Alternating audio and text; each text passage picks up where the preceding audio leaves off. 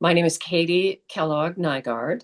I live in the southwest part of Montana and have done so for a little over 33 years. Originally grew up in Minnesota, and I will credit strong, creative women in my life who opened doors for me to explore this medium.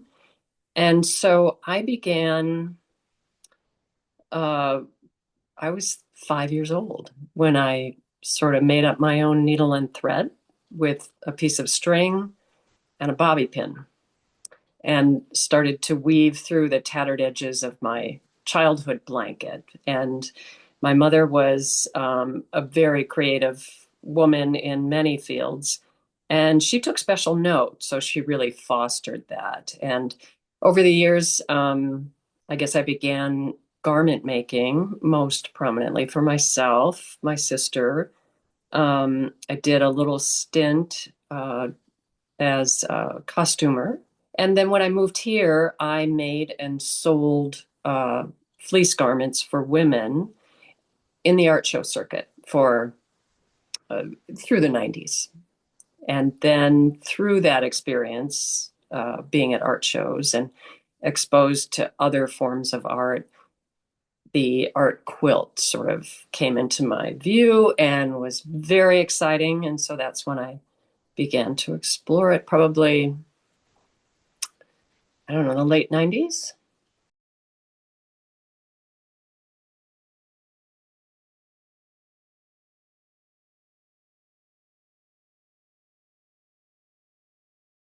I think it's so I seek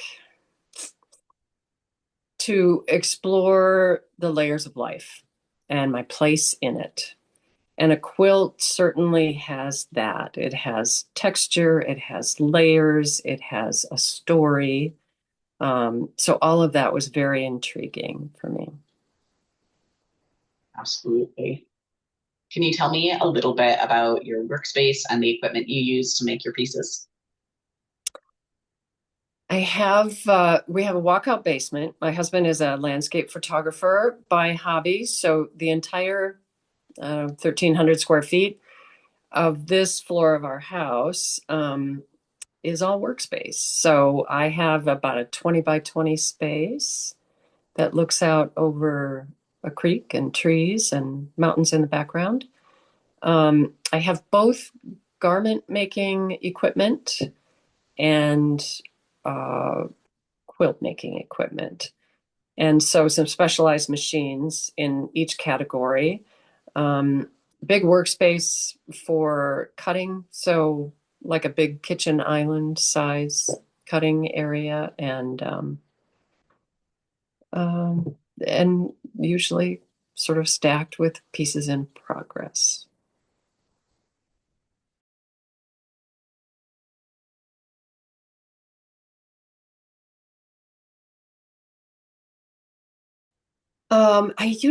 So I'm fascinated by surface design, and I kind of consider myself to be a printer of fabric.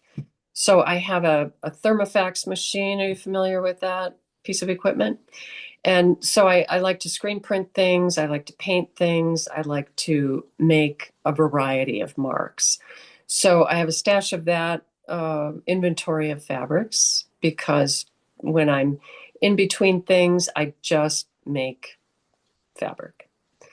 Um, and so as I'm doing that, then ideas come to the fore and colors go together and ideas about how to layer them and how to trim things away.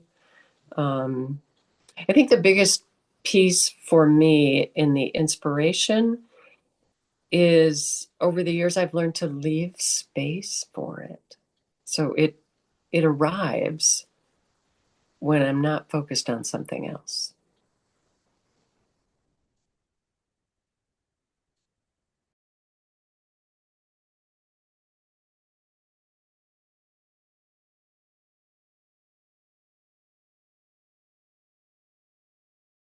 Time is a great teacher. Because I don't begin with a sketchbook and therefore a final product in mind, I start with an inkling of an idea, an array of fabrics and threads, materials, and how to layer them. But there is often probably that last 25% of a project, and that might be where does the hand stitching come in, or is this the full composition?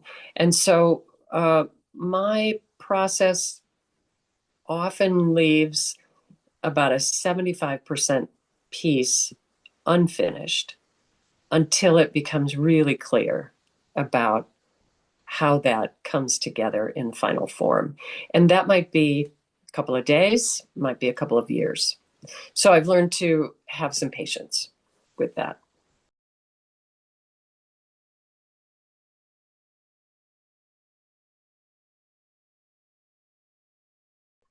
We have a really tremendous Studio Art Quilt Association region. Geographically, of course, we're spread pretty far, Idaho, Montana. So it brings a variety of artists together. It allows us to celebrate the coming together of an exhibition. It helps us to celebrate the diversity of work in the exhibition.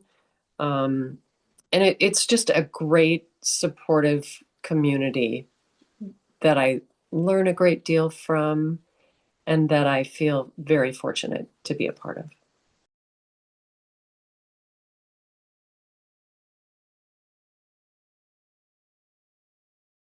Well, so I'm my artist statement talks about the piece and my intent, but art is art is subjective, and everybody comes to an exhibit with a different expectation, a different experience, a different eye.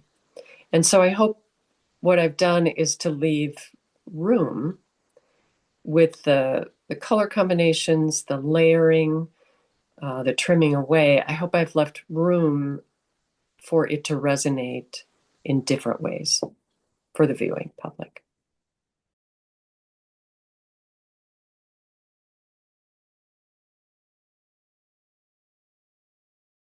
Having this discussion with a friend this morning, it is just an incredible gift to be able to, as I said, I seek to explore the layers of life and my place in it.